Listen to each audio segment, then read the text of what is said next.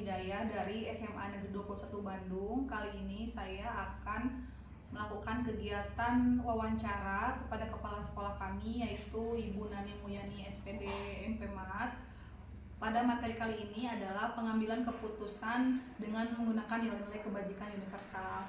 Assalamualaikum Ibu. Waalaikumsalam. Mohon izin Ibu, hari ini rencananya saya ingin mewawancara Ibu berkaitan dengan kebijakan-kebijakan Ibu tentang mengambil keputusan ya Bu ya. Ibu tidak keberatan Bu? Terima kasih Bu atas waktunya. Tidak bisa dipungkiri ya Bu ya bahwa kepala sekolah itu pasti memiliki prinsip idealisme bagaimana mengambil keputusan agar sekolah itu bisa bagus ya Bu ya. Terus bisa menjadi institusi moral bagi siswa ataupun warga masyarakat di sini ya Bu ya. Sebelumnya saya ingin bertanya Ibu, apakah Ibu pernah mengalami situasi dilema Ibu? Dilema antara sesuatu yang benar dengan benar, tapi Ibu harus memutuskan yang A misalnya Bu. Pernah, pasti pernah. Pernah ya Bu. Untuk kasus seperti apa Bu misalnya? Itu berkait dengan siswa Ya, baik. ya. Pernah juga berkait dengan guru, juga pernah juga berkait dengan siswa. Tentunya seperti apa tadi kata Bu Nur, bahwa dilema itu mesti ada. Secara pribadi siapa sih yang tega mengeluarkan, katakanlah siswa kena dengan pelanggaran tata tertib begitu ya, atau yang berkait dengan guru misalnya, siapa sih, atau tenaga TU katakan, siapa yang tega istilahnya memberikan keputusan yang berkait dengan kebijakan sekolah. Tentu saja secara pribadi tidak ada yang tega melakukan itu, tetapi karena ini berkait dengan tata tertib sekolah yang berkait dengan semua unsur atau lapisan sekolah, masyarakat, ya mau tidak mau harus dilakukan. Ibu, ketika Ibu memutuskan hal itu, apa yang Ibu ambil gitu untuk dasar hukumnya atau dasar pemikirannya Bu? Apakah karena rasa peduli atau aturan yang harus Ibu patuhi begitu, bagaimana Bu? Ya, pertama kalau berkait dengan siswa dulu ya, karena untuk siswa tentu saja berbeda dengan berkait apakah itu guru atau tenaga kependidikan gitu ya. Kenapa beda? Aturannya berbeda, tata tertibnya tentu berbeda gitu. Dua-duanya ada kaitan yang sama berkait dengan SP. Kita harus wajib memberikan surat peringatan. Nah, surat peringatan itu harus objektif, artinya berdasar kepada fakta. Nah, dan juga harus berupa bukti fisik ya, yang ditandatangani oleh tentu saja saya sebagai kepala sekolah. Ada juga bukti lain, apakah itu guru lain, kalau siswa misalnya, atau orang tua. Nah, dilema yang dirasakan pertama itu ya, seperti apa tadi saya sampaikan. Mana sih yang tega gitu ya, mengeluarkan anak gara-gara katakanlah dia melakukan pelanggaran dengan merokok, misalnya begitu. Di aturan, merokok itu satu bentuk pelanggaran yang sangat-sangat besar, sehingga hanya dengan peringatan 1 atau 2 saja itu sudah harus keluar dari sekolah. Nah, penggodogan tata tertib itu sendiri juga kan tidak bisa hanya sekedar melintas saja begitu, tapi semua lapisan harus ikut. Siapa saja Bu yang terlibat Bu ya, dalam penggodogan keputusan Ibu itu? Betul. Pertama, kalau masalah tata tertibnya, satu unsur yang berkait dengan orang tua gitu ya. Orang tua harus tahu nanti ketika penandatanganan. Nah, sebelum itu kita juga sebagai guru yang terlibat langsung dengan siswa di kelas itu juga harus mengetahui, karena walau bagaimanapun mereka lebih dekat berada di lapangan dengan anak-anak, begitu ya. Jadi mungkin pertimbangannya antara aturan dan juga sikap lain, misalnya responsifnya terhadap guru ya mungkin ya Bu ya, tingkat kesantunan terhadap guru mungkin ya Bu ya, itu menjadi juga dilemanya ya Bu ya. Betul.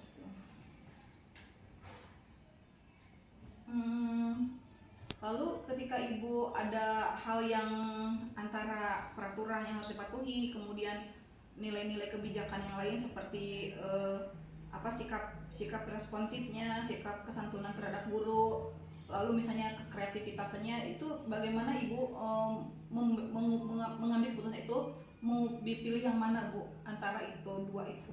Ya, yang pertama kita lihat dulu sampai sejauh mana nih tata tertibnya itu dia langgar, gitu ya, sampai berapa persen. Nah, kemudian siapa saja yang terlibat. Kalau di situ ada guru yang terlibat, melibatkan wakase kesiswaan, melibatkan guru lain atau unsur yang lain, itu semuanya dipertemukan. Artinya semuanya harus bisa paham nih, gitu. Ini adalah bentuk pelanggaran. Nah, kalau ada satu saja di antara mereka yang bilang tidak usahlah saya memaafkan, juga itu harus jadi pertimbangan, begitu ya. Makanya harus melibatkan semua orang itu, harus bersama melakukan keputusan. Untuk objektivitas ya Bu ya, jadi orang tua, kemudian guru, kemudian wakasek juga ya Bu ya, pihak yang terlibat. Apakah pernah melibatkan siswa lain sih Bu, siswa sekelasnya gitu untuk mencari? Jelas, betul. Itu sebagai bukti fisik biasanya gitu ya. Pernah tidak Ibu ada kayak perang batin ya Bu ya, antara kalau menurut Ibu kalau tidak naik kasihan, sedangkan data-data di sana tuh sudah menunjuk kalau dia tuh harus dikeluarkan, katakanlah bukan hanya merokok ya Bu ya, misalnya dengan minuman-minuman keras atau misalnya narkoba gitu Bu. Nah, bagaimana Ibu? Nah, secara batin, perang batin saya itu, saya sebagai pribadi itu mengatakan begini, mungkin ini bisa dilakukan tidak dengan langsung dikeluarkan, bisa kan begitu? Bisa saya memberikan 1-2 kali lagi lah kesempatan, bisa begitu saya lakukan. Mungkin besok lusa dia bisa berubah gitu, mungkin begitu kan, banyak itu kemungkinan. Tapi ya itulah, kalau kita sudah terjerat dengan aturan, mau tidak mau, karena aturan ini kan sudah ditandatangani oleh berbagai pihak gitu ya, sudah di ACC, sudah diokekan, nggak bisa kita mengambil kebijakan hanya satu.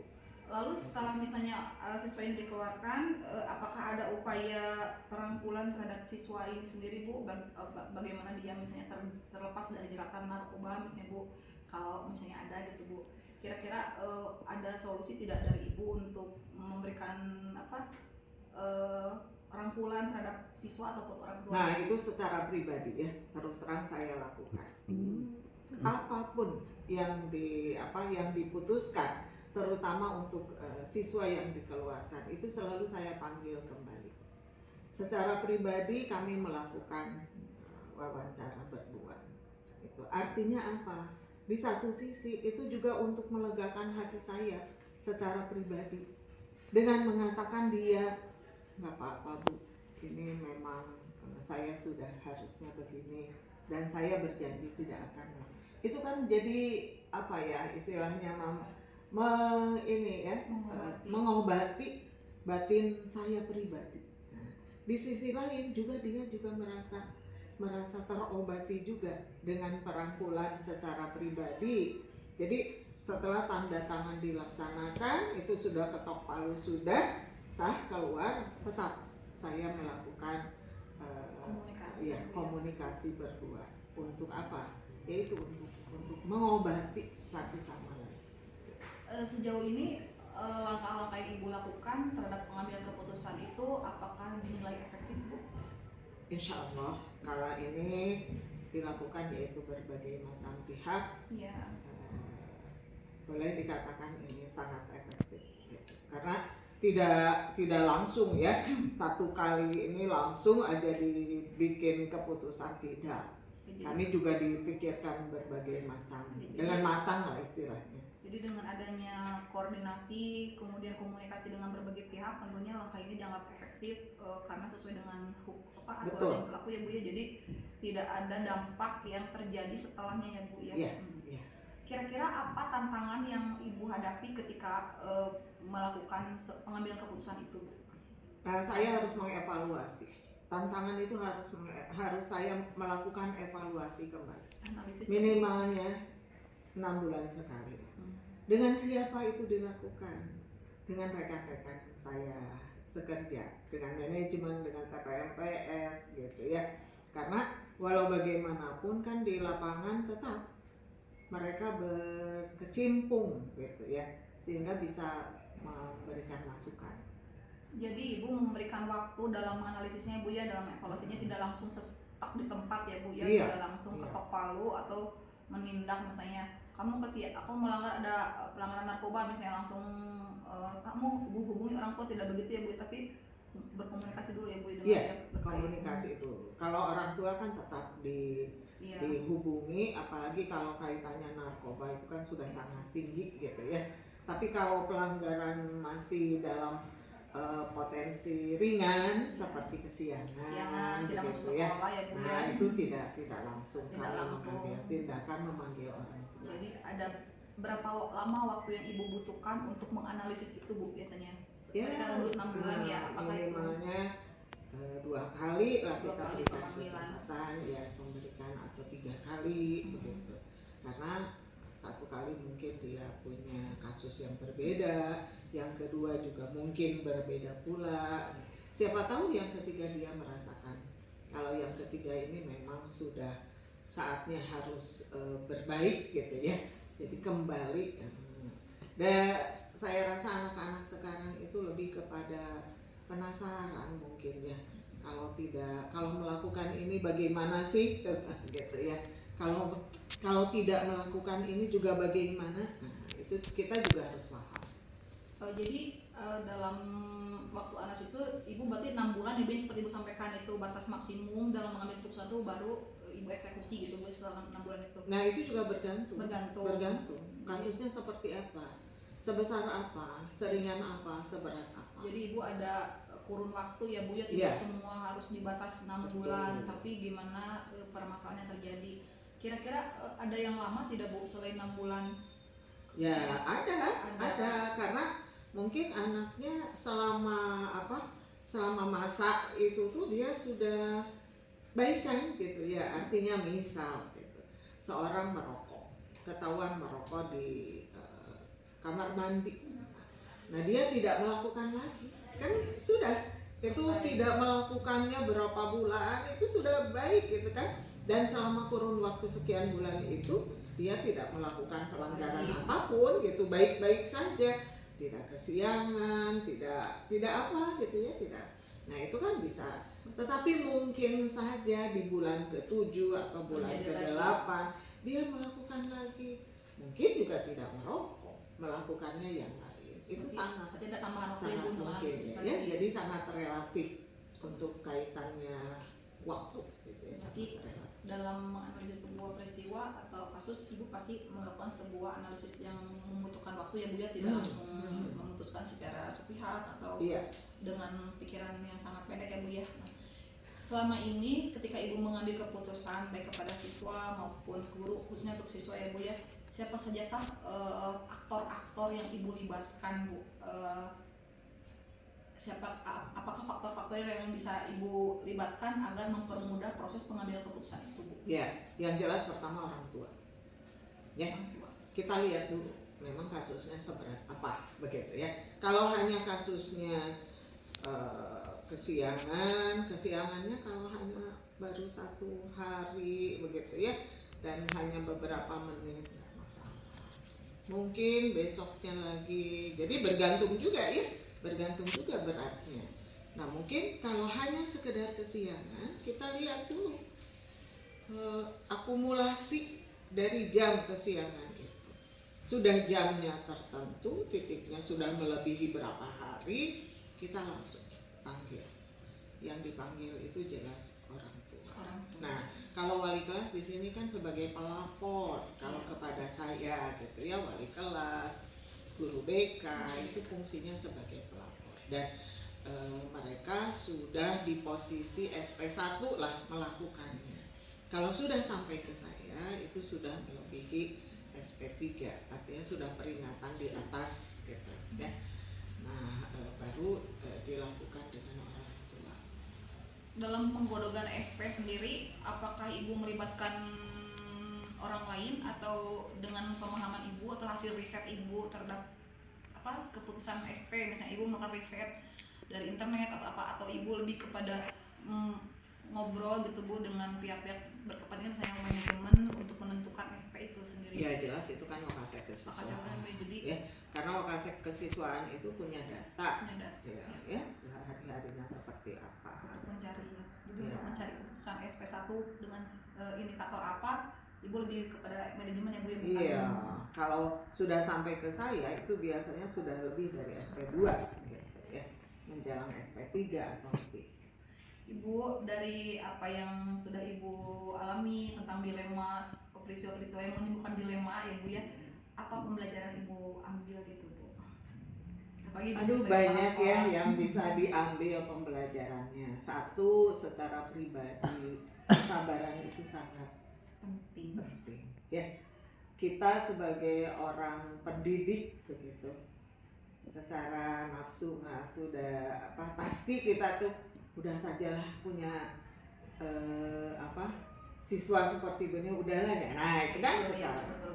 Tapi kan secara pribadi gitu, itu nafsu pribadi gitu ya, kita juga harus sabar melihat ini seperti apa. Pasti ada sesuatu yang dia rasakan gitu kan. Siswa itu beda-beda, ada yang broken home misalnya ya dengan latarnya, ada yang dia punya tabiat yang kurang baik dari dulunya misalnya, itu banyak. Iya, pola asuh bisa berbagai hal.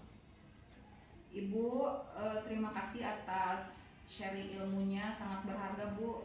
Bagaimana kita mengambil sebuah keputusan yang tidak hanya terburu emosi ya Bu ya, atau hanya berpatok pada peraturan semata, tapi mengedepankan juga nilai-nilai kebijakannya Bu, seperti rasa empati, kemudian kekeluargaannya ya Bu ya, kemudian dorongan dari komunikasi orang tua juga yang terbuka terhadap sekolah, sehingga muncul sebuah keputusan yang mungkin insya Allah akan tepat dan bijaksana ya Bu ya.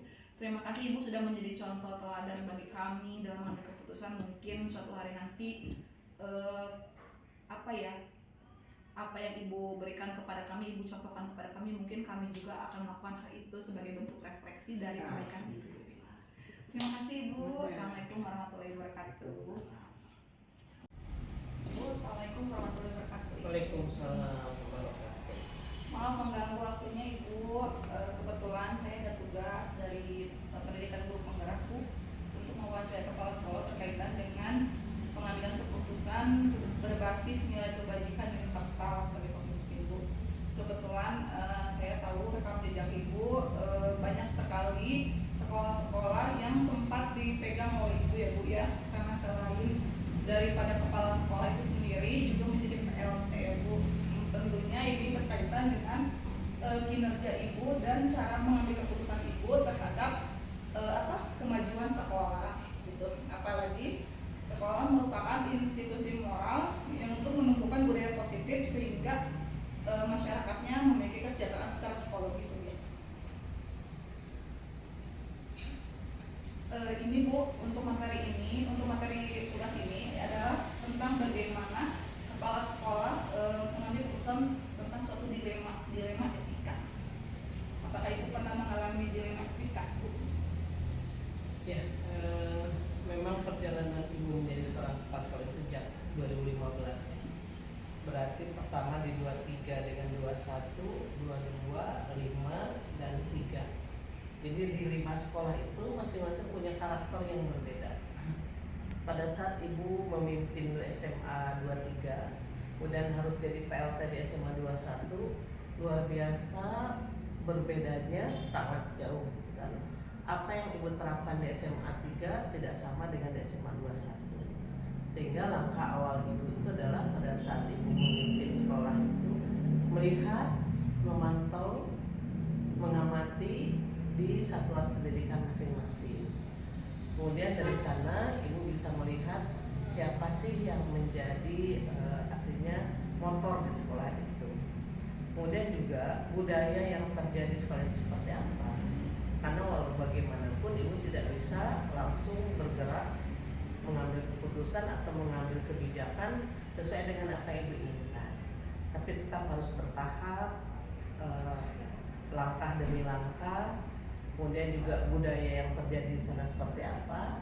Tapi tetap intinya pada saat ibu ada di sekolah manapun, yang akan ibu terapkan di awal adalah disiplin.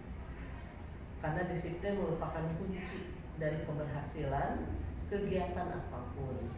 Dan dari disiplin itulah kita nanti akan melihat mana yang disiplinnya aja dan mana disiplinnya karena ingin, misalnya diperhatikan oleh atasan, atau disiplinnya juga memang karena.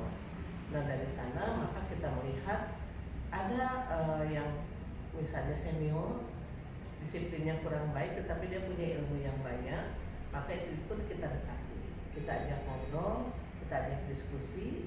Kebaikan-kebaikan itu maka kita tularkan kepada yang muda. Sementara yang muda biasanya energinya masih tinggi, tetapi juga di dalam pengambilan keputusan atau kebijakan lebih mengedepankan kepada emosi. Kadang tidak juga pakai nalar. Nah itu perlu kita gabungkan. Maka dari sana budaya yang baik kita teruskan. Maka budaya-budaya yang memang masih belum baik, kita akan tahap demi tahap, kita ajak diskusi, kita ajak bicara, dan dinamikanya kita buat untuk dinamika yang terjadi kekeluargaan. Jadi memang kalau kita berbicara tentang orang dewasa, maka yang kita lakukan adalah andragogi. Kita tidak bisa menegur secara langsung, apalagi di hadapan orang banyak, tetapi kita mesti ajak berbicara dari hati ke hati, maka akan lebih mengenal. Pernah tidak Bu mengalami sesuatu yang dilematis gitu antara pertumbuhan kedisiplinan dan di sisi lain misalnya mengenai hal apa gitu Bu yang menimbulkan orang tersebut kurang disiplin misalnya Bu, ada tidak? Ada, dari setiap sekolah ada. Tetapi juga kita mesti di sini melihat dulu sisi mana. Kalau misalnya dilema itu memang harus kita tegas, ibu akan lakukan ketegasan. Tadi dikatakan ibu panggil, ajak bicara berdua. Nah dari ajak bicara berdua, kita berikan bahwa ini loh, bahwa kita selaku ASN punya kewajiban yang harus dilakukan. Biasanya alasan tidak disiplin itu kenapa ya Bu? Misalnya tidak disiplin karena misalnya jarang mengajar atau kesiangan ketika mengajar gitu.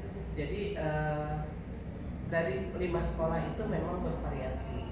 Ada yang memang jiwa disiplinnya rendah, sehingga menyebabkan dia hadir di sekolahnya juga telat, maka otomatis ke kelas telat.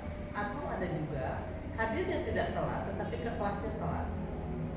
Nah ibu pernah melakukan itu di salah satu sekolah, maka ibu masuk ke kelasnya. Ibu masuk ke kelas, kemudian ibu berupaya mengajar. Kalau memang ibu bisa paham, atau minimal ibu memberikan motivasi di dalam kelas itu. Karena ibu berpikir mudah-mudahan dengan cara seperti itu ada rasa malu dari guru tersebut karena kelasnya sudah diisi. Tapi ibu juga pernah bukan malu, bahkan dia asik saja sudah diisi gitu kan. Nah kalau yang seperti itu maka ibu akan ajak bicara langsung. Untuk pengambilan keputusan sendiri, apakah ibu berbasis aturan? Tadi ibu berbasis aturan ya dengan memanggil, membina, terus mengajak diskusi bahwa itu tugas ASN itu seperti ini. Adakah basis yang lain Bu atau cara berpikir yang lain selain dari mengambil sebuah aturan? Adakah cara pendekatan lain agar guru tersebut bisa memperbaiki kekurangannya? Ya, ada juga dengan ibu langsung itu adalah tahapan akhir ya.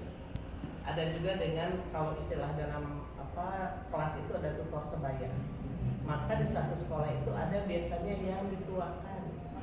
Nah yang dituakan itu mereka ajak berbicara dulu sebelum ke ibu. Jadi tahap akhir baru ke ibu. Nah pernah juga pada saat itu ibu juga melakukan, artinya oh ini nggak bisa, sudah tidak mampu lagi untuk misalnya dengan yang dituakan karena tetap bandel, maka ibu akan langsung ajak berbicara. Atau juga kita kalau misalnya ibu sebagai kepala sekolah, minimal dalam sebulan 2 kali kita ada briefing untuk manajemen. Ya, di briefing manajemen itu kita mendiskusikan banyak hal, tahapan seperti apa, ada kendala bagaimana, maka kita diskusikan di sana. Oh ini yang maju misalnya humas dulu, oh ini yang maju misalnya WMN dulu, maka nanti tahap akhir baru ke ibu. Apakah selama ibu melibatkan manajemen atau melibatkan guru senior yang dianggap suri tauladan ya bu ya, atau contoh yang baik, apakah itu efektif bu?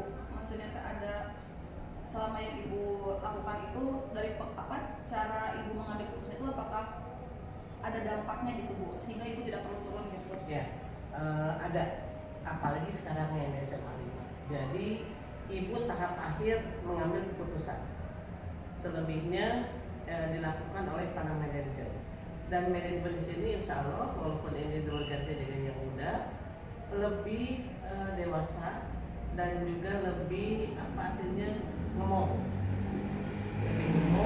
dan teman-teman juga memahami itu walaupun memang adalah yang terjadi. Nah kalau misalnya itu sama ibu karena kami mungkin ada rasa kagum dan sebagainya, maka ibu yang terjun. Tapi untuk yang muda-muda cukup oleh Wakasek juga sudah mempan. Dari guru senior bu ya? Ya guru senior.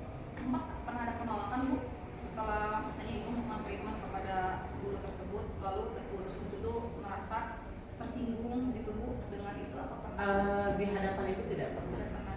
Di hadapan ibu tidak pernah, atau bahkan dari guru tersebut misalnya mengakui bahwa terima kasih sudah diingatkan, hal kecil saja. Pada saat pengisian peer review itu kan menjadi tugas dan kewajiban individu, tetapi ibu selaku atasan perlu memantau. Nah hari ini misal tanggal 7, besok kan tinggal 1 hari tanggal 8, maka ibu cek, bapak ibu japri. Ibu tidak pernah di grup. Kalau kemarin di grup itu masih banyak.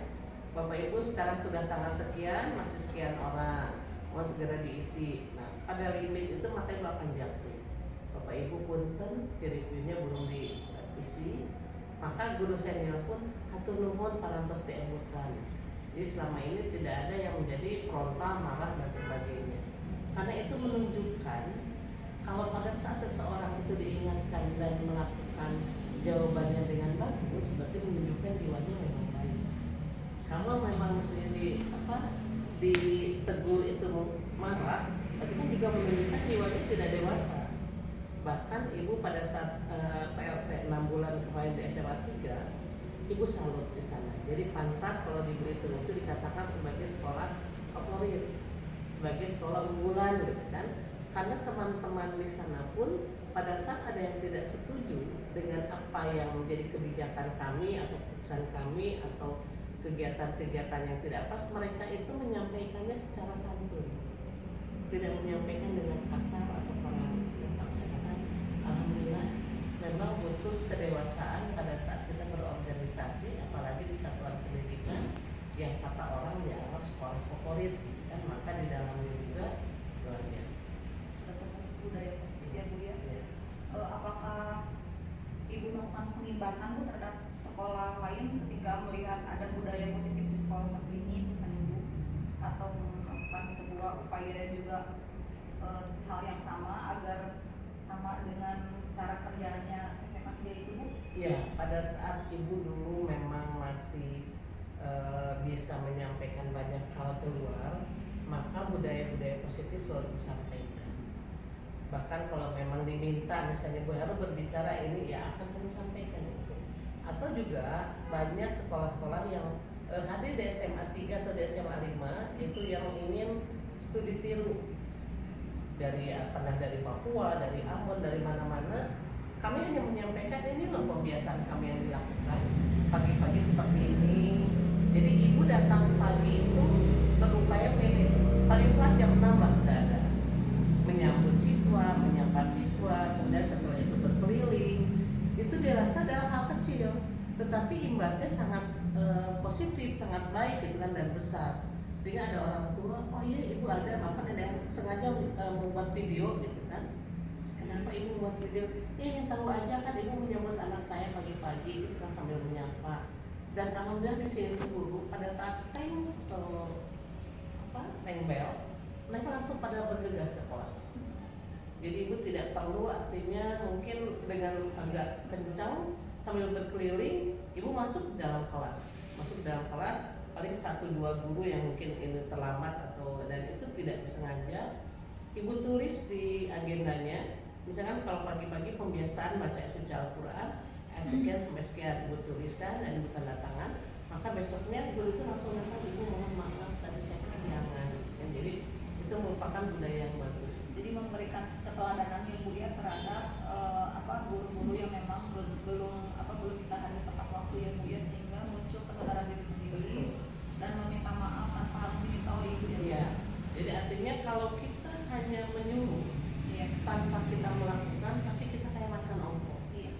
Tapi pada saat kita melakukan dulu untuk meminta orang, ya gimana kita mau ini, karena ibunya juga sudah datang pagi gitu kan, pulangnya juga sore, sehingga mereka yang mudah-mudahan dengan seperti itu budaya itu akan terimbas dengan baik. Tidak ada rasa keberatan ya Bu terhadap pembinaan yang ibu lakukan sebagai kepala sekolah. Baik Ibu, ketika Ibu menegakkan kedisiplinan di sekolah ini ataupun di sekolah yang pernah Ibu pimpin, Ibu pernah mengalami tantangan tidak Bu dalam menumbuhkan kedisiplinan berbasis kesadaran diri? Pernah, karena ada juga sekolah yang mungkin ibu lakukan itu juga dia tidak suka gitu kan, dengan kasar dan sebagainya, tapi ibu selalu dengan senyum saja. Bahkan pernah di satu sekolah ibu ingin membiasakan sholat duhur berjamaah dengan masjid yang besar. Ada tantangan dari guru, ibu tuh kenapa sih berbicaranya selalu katanya berjamaah? Saya katakan, saya seorang ibu bertanggung jawab untuk 1000 anak di sini. Padahal kalau anaknya tidak sholat, yang paling berdosa adalah saya. Itu disampaikan, alhamdulillah dengan selalu disampaikan di rapat dinas, di apa, sambil mengajak ayo nak gitu kan, dan insya Allah itu berjalan. Penguatannya jadi menyadarkan memang itu tuh butuh perjuangan yang Bu ya, karena sepenglihatan saya memang sekarang tuh sudah mulai jarang anak sholat ke masjid ya Bu ya, harus jadi suruh diprogramkan suatu hal juga susah. Tapi mungkin kalau misalnya kepala sekolah meminta kepada guru terus untuk mengingatkan anak-anak, itu menjadi hal yang efektif ya Bu ya untuk menyadarkan anak-anak agar sholat berjamaah itu hal yang baik. Ketika Ibu mengambil keputusan dalam hal menjalankan kedisiplinan, ada tidak Bu penjadwalan tertentu untuk menyelesaikan, misalnya ada guru yang belum disiplin, Ibu ada buku khusus gitu Bu untuk memeriksa catatan checklist misalnya Bu, oh ini misalnya belum disiplin, nanti saya akan panggil, setelah itu ada monitoring, ada tidak Bu penjadwalan khusus seperti itu? Karena ibu pantau setiap hari dan kimo, karena kan salah satu tugas guru kepala sekolah itu adalah memantau kehadiran di kimo. Ibu punya Excelnya, jadi hari ini terlambat berapa menit, sehingga pada saat bertemu langsung ibu ingatkan, kenapa tadi terlambat?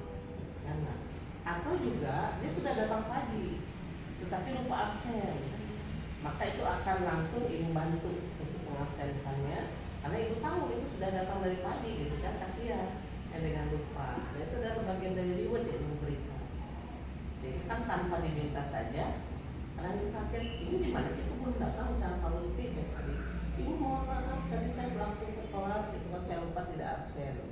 Nah jadi hal begitu, karena kalau di sini rata-rata lebih banyak yang disiplinnya dibandingkan yang memang kurang disiplinnya gitu kan, paling 1-2 yang lupa lah. Jadi Ibu hanya melihat dari data Kimo, Ibu jadi tidak ada jadwal khusus karena memang yang banyaknya memang sudah melakukan kedisiplinan ya, tidak ada tantangan berarti. Kira-kira menurut Ibu untuk memudahkan positif disiplin itu, apakah Ibu perlu orang atau aktor aktor yang berperan agar terus konsisten gitu, terus melakukan perubahan Ya, secara intinya semua manajemen harus menjadi contoh. Kalau dari manajemennya sudah hadirnya juga tepat waktu, dia selalu ada, maka yang lain minimal menjadi manajemen. Tapi kalau misalnya manajemennya juga sudah disiplin, tidak disiplin tadi, betul, dan juga ya kasihnya kita jadi macan ompong, lelewai. Terus kemudian tambahan ya, dari semua hal yang ibu telah sampaikan tadi, tentang disiplin dan lain sebagainya, kira-kira pembelajaran apa yang pengalaman apa yang ibu ingin bagikan kepada orang lain gitu, apa yang jadi nilai-nilai kebajikan ibu dalam menegakkan semua itu selain aturan gitu Bu, apakah ada hal-hal lain gitu yang menjadi dasar pemikiran ibu, apakah kasih sayang, apakah kesabaran atau Ya. bagaimana? Jadi intinya karena ibu mungkin dididik oleh orang tua dengan disiplin, maka disiplin jadi artinya hal yang sangat penting untuk kita maju. Kedua, kita tetap harus bekerja keras. Ketiga, betul tadi kita butuh kesabaran. Manakala kita mengajak orang untuk melakukan hal yang baik masih belum mengikuti, maka dengan kesabaran, dengan ajakan, dengan sentuhan, bahkan ibu ini ada seorang ibu, maka dengan ajakan seorang ibu, insya Allah akan lebih mujarab. Kemudian pada saat pagi hari kita bertemu dengan anak menyambut anak, pada saat menegur itu pun tegurlah dia sebagai seorang anak. Kenapa nak pinnya nggak dipakai? Coba pinnya dipakai ya, atau kosakinya coba ditarik, mungkin itu akan lebih akan lebih efektif dan anak juga merasa tidak tersinggung. Ya Bu, maaf ini disapu, keluarin dulu. Jadi kalau di sini itu pagi-pagi misalnya anak pakai jaket di depan, buka dulu dia ke pinggir, dibuka dan tidak dipakai. Tapi kalau di sekolah yang dulu misalnya ibu ini dibuka dulu nanti dipakai lagi gitu kan. Dan pada saat ditegur, anak di sini itu langsung panggut dan dia tidak berani menatap kita. Itu adalah hal yang memang pantas gitu kan di sini seperti itu, karena memang anak-anaknya juga baik. Pada saat ketemu dengan guru kita tanamkan, nah minimal kamu senyum atau misalnya nunduk, itu adalah sudah suatu penghormatan. Betul, kita harus tetap kerja keras, jangan pernah putus asa dan selalu berpikir positif terhadap apapun. Berpikir positif, jalani apa yang sekarang menjadi artinya kegiatan kita sebagai sebagai guru, jadilah guru yang profesional. Insya Allah dengan profesional semua pun akan pada saatnya kita mendapatkan sesuatu yang luar biasa. Baik Ibu, luar biasa berbagi pengalamannya tentang mengambil keputusan. Memang cara yang Ibu lakukan menurut saya sangat mengena ya Bu ya, karena memang guru itu paling utama itu adalah di Guru dan Biru itu mungkin dari tingkat atasnya dulu ya Bu ya, langsung akan menular ke guru-gurunya hingga ke siswa-siswanya, dan itu menjadi sesuatu yang membudaya dan mungkin akan terus dipakai oleh anak-anak dalam kehidupan sehari-harinya ya Bu ya, dan akan terus tertanam atas keputusan kebijakan yang diambil oleh kepala sekolah. Itu mungkin proses yang bermakna bagi peserta didik. Ibu terima kasih atas ilmunya. Mungkin suatu hari nanti apa yang Ibu sampaikan ini menjadi cerita baik bagi guru-guru yang lain ya. Ibu terima kasih sekali. Samping cerita baik juga dari Ibu Irma sendiri menggantikan saya, bisa sebagai seorang kepala sekolah atau mungkin lebih tinggi. Insya Allah tidak ada yang tidak mungkin. Ke depan itu harus terjadi perubahan dan kami yang sudah senior ini harus berganti. Amin Ibu, amin.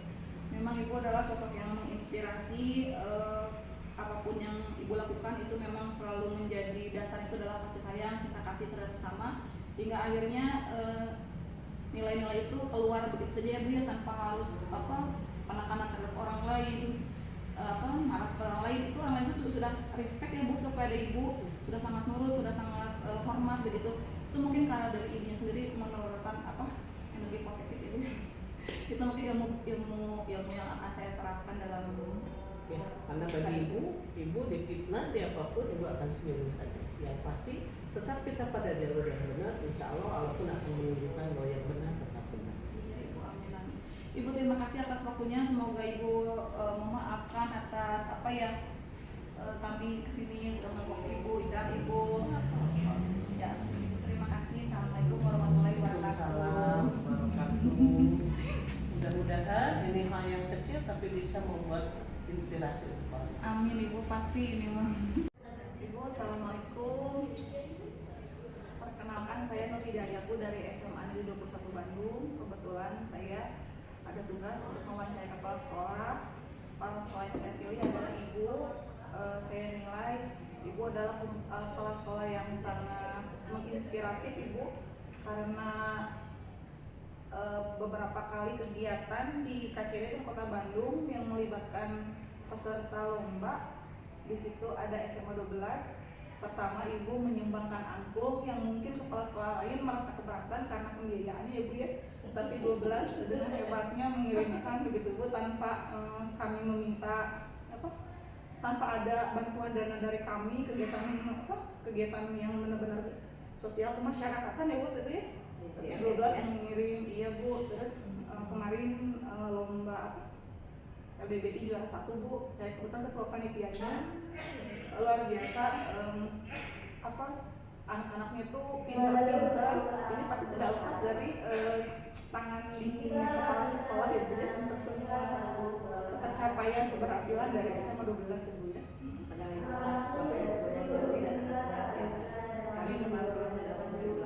Tapi mungkin sebagai institusi moral yang menumbuhkan budaya positif sehingga sejahtera psikologis, sehingga prestasi akademik dan non akademiknya muncul, itu pasti dari pengambilan keputusan yang diambil oleh Ibu sebagai pemimpin. Terima kasih.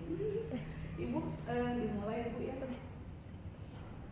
Bertanya, apakah Ibu pernah mengalami sebuah kondisi di mana Ibu dilema begitu ya Bu? Termasuk kalau yang namanya dilema antara keputusan ini harus sesuai dengan aturan, tapi sisi lain kepedulian gitu. Itu agak sering juga nih. Baik berkaitan dengan bapak ibu maupun juga dengan siswa.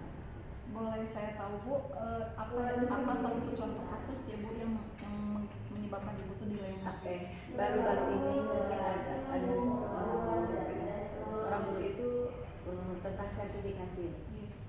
Dia ngambil sertifikasi dengan mapel yang berbeda, akan tetapi ketika dicek di Dapolita itu nggak sinkron. Di situ satu sisi kita juga kasihan juga dia udah berusaha PPN, tapi ternyata tidak bisa sinkron. Nah di situ ada satu hal mungkin kebijakan yang bisa diambil, tapi selama kebijakan itu tentunya kita masih menjunjung tinggi kejujuran, tetap tanggung jawab gitu, tapi tetap kepedulian kita juga di situ berlaku.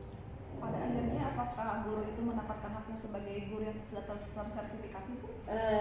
Karena kejadiannya baru bulan ini atau bulan, jadi memang belum terselesaikan, tapi yang jelas menuju ke sana saya sudah berusaha. Saya sudah mencoba untuk ke sana kesini diskusi sampai akhirnya menemukan satu solusi untuk mengambil keputusan tersebut. Kira-kira keputusannya apa Ibu? Satu keputusan di mana melalui bersama mencoba menambahkan jam pelajaran yang dia sesuai sertifikasi, tapi dia juga harus ngajar untuk tidak penuh gitu kan. Kemudian solusinya karena untuk kurikulum merdeka sekarang itu kan ada jam project ya, di mana jam project untuk satu orang itu bisa 6 JP, itu cukup membantu untuk sertifikasinya. Tapi mudah-mudahan ini usaha ini bisa berhasil. Tapi langkah-langkah Ibu untuk memberikan hak pada itu melalui pemberian jam ya Bu ya, yang sesuai dengan mapel yang diampu dan project begitu. Ketika Ibu memberikan keputusan itu, apakah ada rasa gurunya tersebut, apakah ada kecewa ke Ibu atau bagaimana misalnya Bu, atau kalau dibilang karena diberikan mata pelajaran yang bukan yang beda begitu ya Bu misalnya? Ya, jadi gini, yang diberikannya itu hanya untuk menggantungkan saja, jadi beberapa jam gitu ya. Karena kalau dia tetap di mapel dia tidak akan dapat sertifikasi. Justru dengan cara seperti itu haknya bisa didapatkan gitu. Lalu karena beliau itu tidak sesuai dengan mata pelajarannya, apakah ada treatment khusus dari ibu untuk membina guru tersebut agar mempelajari mapel tersebut atau bagaimana Bu? Ya, yang langkah yang pertama tentunya ini mungkin yang lebih ekstrim kalau dibilang ya udah sertifikasi lagi sesuai dengan mapel yang diambil. Tapi untuk mengarah itu kan memang lumayan agak lama ya. Nah, ini untuk jangka panjang berarti untuk keamanan jangka panjang itu bisa diambil. Tapi untuk jangka pendeknya karena dia juga sudah sertifikasi ya dia dengan mengampu mapel yang tersebut dia juga ya harus mempelajari mapel tersebut supaya nanti di dalam kelas juga harus expert juga ya. Iya betul Bu, ya menguasai materi ya, karena mungkin karena tidak sesuai dengan mata pelajarannya atau jenjang jurusannya mungkin ada hambatan atau kendala itu dalam mengajar ya Bu ya. Paling juga kita memberi jamnya tidak banyak. Tidak hanya untuk bagaimana saya pernah diskusi dengan GTK beri aja jam yang sekiranya bisa untuk seperti kastok gantungkan gitu kan bahwa dia dengan jurusan itu bisa. Berarti langkah-langkah Ibu ambil juga sangat tepat ya Bu ya, dengan mencari informasi kemudian memberikan kebijakan mengajar, sangat bagus Bu. Apakah menurut Ibu pengambilan keputusan Ibu itu sudah benar? Kalau benar mungkin ya di situ tadi dilema etika ya sama bujukan moral itu. Kalau yang jelas selama kita coba ambil keputusannya melindungi bareng, tidak ada yang dikecewakan di situ. Dampaknya ini bagaimana gitu ya. Dan tadi kalau untuk jangka panjangnya tetap kita harus sesuatu yang sesuai dengan bidangnya. Gitu. Cuma untuk jangka pendek tadi seperti itu. Jadi kalau dibilang benar mungkin itu sebenarnya mah kalau menurut aturan karena tadi ada mapel yang digantungkan itu boleh menurut GTK tidak salah gitu kan. Tapi kalau sebenarnya yang benarnya kan tidak begitu ya. Yang benar banget itu ya mapel sesuai dengan ijazahnya gitu kan. Nah, tapi kalau yang namanya project itu boleh-boleh saja. 6 JP untuk project itu nggak masalah, siapapun mapelnya itu boleh ditambah dengan 6 JP. Kalau dibilang salah tidak terlalu juga salah karena apa, tadi kan kita sudah ada mapel yang digantungkan dan memang sertifikasinya di bidang itu hanya ijazahnya saja yang berbeda. Apakah Ibu pernah memberikan saran untuk pindah satuan pendidikan gitu Bu agar sesuai dengan mapelnya, pernah gitu Bu? Nah, kalau saya mungkin tidak menyarankan itu karena otomatis ya dia akan stres mungkin ketika saya menyarankan. Yang kedua dia akan sakit hati juga seperti ditendang gitu ya. Iya. Saya tidak menyarankan siapapun untuk hal tersebut karena dipertimbangkan bahwa pengabdian ini juga sudah lama. Paling kita cari solusi yang bisa tadi win-win solusi saja. Iya Ibu, baik. Karena memang kesejahteraan psikologis itu penting ya Bu. Ketika sekolah ngajar di sini dengan lingkungan budaya positifnya di sini pasti itu tidak begitu tidak hal yang susah untuk ditinggalkan daripada hanya sekedar materi ya Bu ya untuk mencari sertifikasi itu. Ketika Ibu melakukan pengambilan keputusan tersebut, apakah Ibu mengalami tantangan Bu? Misalnya tantangan hal yang terberat itu apa gitu Bu? Ya tantangannya kita ini harus mau banyak meluangkan waktu karena tentunya ketika mengambil kebijakan itu tidak bisa langsung begitu ada kejadian kita ambil enggak. Tapi kita coba identifikasi dulu, bahkan mungkin bertanya-tanya juga, mencari-cari ini ke yang lain, mungkin ke atasan saya atau juga ke pihak yang berkepentingan untuk hal tersebut. Itu kan harus membutuhkan effort juga, ada waktu juga gitu ya. Tidak bisa semudah ketika ada yang minta A, kita langsung berikan A. Tapi ada proses yang harus dijalani dan kita harus mau tadi banyak diskusi dengan bukan hanya internal sekolah, tapi juga dengan pihak lain yang bisa memberikan solusi yang terbaik untuk semua pihak. Dalam mengalami tantangan tersebut, apakah Ibu mengajak orang-orang yang terlibat itu, misalnya pihak manajemen atau gitu untuk mengambil keputusan yang Ibu ambil gitu? Saya biasanya kalau untuk mendapatkan saran masukan dari pihak luar, biasanya saya jalan sendiri. Saya coba nanya ke pihak luar, gimana nih saran masukannya, bisa saya sendiri yang langsung menanyakan. Tapi ketika saya juga combine, keputusan itu tidak pure saya ambil dari luar, tapi saya juga coba kumpulkan teman-teman di manajemen, mungkin dulu yang bersangkutan. Kita duduk bareng, memberikan saran dan masukan, sambil saya juga mungkin ini ada saran dari luar begini, ini dari teman-teman bagaimana gitu kan. Akhirnya teman-teman memberikan saran, setelah itu baru saya mengambil sebuah keputusan. Ketika ibu sudah mengambil keputusan, apakah ada waktu khusus untuk melihat atau monitoring gitu prosesnya dari awal sampai dengan akhir gitu? Apakah ibu ada jadwal khusus untuk melakukan sebuah treatment atau solusi-solusi bu? Misalnya ada target-target gitu misalnya. Kalau saya orangnya karena karakter ya, jadi nggak bisa menyimpan sebuah pekerjaan gitu. Karena kalau yang namanya pekerjaan, saya pikir ketika saya tunda, maka bukan semakin selesai, tapi besok kan ada kerjaan lagi. Jadi saya berusaha ketika ini ada satu masalah. Paling saya ini harus target, ini harus secepatnya. Seminggu maksimal itu harus sudah ada jawaban. Jadi saya suka intens. Kadang ada malam hari, ada apa gitu. Ya udah saya ingat langsung hubungi siapa gitu. Jadi itu pokoknya saya tidak berusaha tidak menyimpan atau menunda-nunda apapun gitu ya, termasuk juga tadi untuk sebuah keputusan paling lama mungkin seminggu atau 2 minggu, terlalu lama kalau 2 minggu seminggu biasanya sudah ada keputusan itu. Menjadi hal menarik bagi saya bu, ketika ibu melakukan sebuah deadline yang cepat, itu teh ibu latar belakangnya apa bu? Kalau saya latar belakang mapel, bukan maksudnya latar belakang ibu, motivasi ibu untuk melakukan iya. bantuan kepada orang lain juga cepat gitu ibu. Apa yang mendasari ibu gitu? Apakah karena ya tadi profesional kerja? Satu, bahwa kerjaan itu nanti akan banyak lagi yang lain. Yang ini harus selesai, jangan sampai nanti ngambai gitu. Itu saya senang dengan ini harus selesai, ini selesai. Karena pasti nanti ada yang lain. Itu hanya dorongannya untuk semuanya. Jadi bekerja itu bukan hanya bekerja cerdas, tapi harus tuntas gitu. Buat apa kita mengambil keputusan cerdas kalau tidak tuntas? Kan itu lama ngambah, ini pikiran cerdas, tapi kalau tidak tuntas ya tetap aja itu bukan keputusan yang baik gitu. Kasihan juga orang menunggu dari kita gitu. Itu yang biasa. Berarti eksekusi itu dilakukan karena nilai profesionalisme dan mungkin kasih sayang terhadap orang lain ya bu ya, agar terbantu atau terfasilitasi kebutuhannya ya bu ya. Sebagai pimpinan pastinya itu menjadi poin penting ya bu ya. Betul. Dari semua yang ibu ceritakan tadi, pembelajaran apa bu yang bisa diambil oleh ibu gitu dalam mengambil keputusan? Jadi seorang pimpinan itu satu sisi kita itu ada aturan, sisi lain kan tetap teman-teman di sini juga harus kita perhatikan. Kadang ada yang belum bisa sampai rule itu dilakukan semuanya, ada keterbatasan dengan keluarga. Nah itu juga harus disentuh. Akhirnya kita mengambil tadi yang aturan juga tetap kita indahkan, yang kepedulian juga ya itu juga sama-sama kalau bisa berjalan berdua gitu kan, berjalan bersamaan. Tadi caranya ya ketika ada sebuah aturan, kita kan bisa mencari di situ ada satu celah-celah yang mungkin bisa lebih meringankan. Kita bisa mencari dasar sebagai untuk mengambil keputusan yang sifatnya kebijakan atau kepedulian.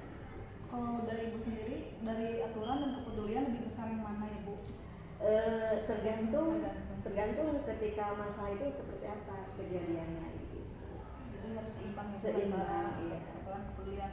Tapi kadang-kadang nilai kepedulian lebih besar ya bu ya daripada aturan, tapi tetap mungkin kepedulian itu munculnya ke aturan tadi ya bu. Jadi bagaimana mendorong menjadi aturan kepedulian itu. Ya, jadi ketika kepedulian itu masih bisa diseimbangkan dan kita coba mungkin ke atasan yang punya regulasinya masih bisa disambungkan, ya kita bisa gitu. Tapi ketika kata pihak atasan ini nggak bisa, ya kita coba mungkin komunikasikan dengan baik, karena keputusan yang kita ambil karena kita juga keputusan atasan itu insya Allah yang terbaik. Seperti contoh ini ya, yang sekarang terjadi nih ya, dengan adanya relokasi non PNS, ya berat juga, kasihan kan disini sudah lama. Tapi kalau misalkan tidak diikuti kasihan juga. Justru ini pemerintah mereka kan baik dengan merelokasi ke sekolah yang lain.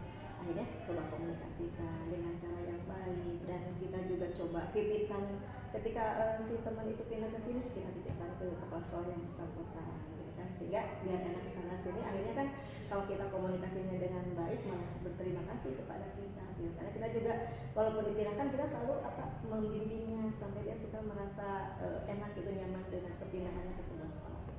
Ya Ya baik Ibu, mungkin yang saya ambil dari diskusi hari ini bahwa banyak sekali keputusan yang Ibu dasarkan atas dasar kepedulian, komunikasi ya Bu ya, kemudian aturan yang berlaku, lalu bagaimana berkolaborasi dengan pihak-pihak terkait Bu Ibu. Menurut saya itu sangat bagus dan mungkin itu pelajaran bagi saya Bu kedepannya bagaimana mengambil sebuah keputusan. Ibu terima kasih atas waktunya, mungkin mohon maaf bila sekali lagi mengganggu waktu Ibu dengan kesibukan. Saya hadir di sini untuk meminta Ibu berbagi cerita ya Bu ya. Sama-sama, semoga CGT-nya lancar dan nanti bisa ikut kegiatan yang lain. Sudah selesai kan ada kesempatan jadi kepala sekolah, jadi kepala. Amin. Insya Allah CGT kan sangat luar biasa. Dengan modulnya ada 3 ya. Iya Ibu. 3 modul yang bisa memberikan pengalaman yang luar biasa, terutama dalam pembelajaran. Ibu terima kasih. Assalamualaikum warahmatullahi wabarakatuh. Waalaikumsalam warahmatullahi wabarakatuh.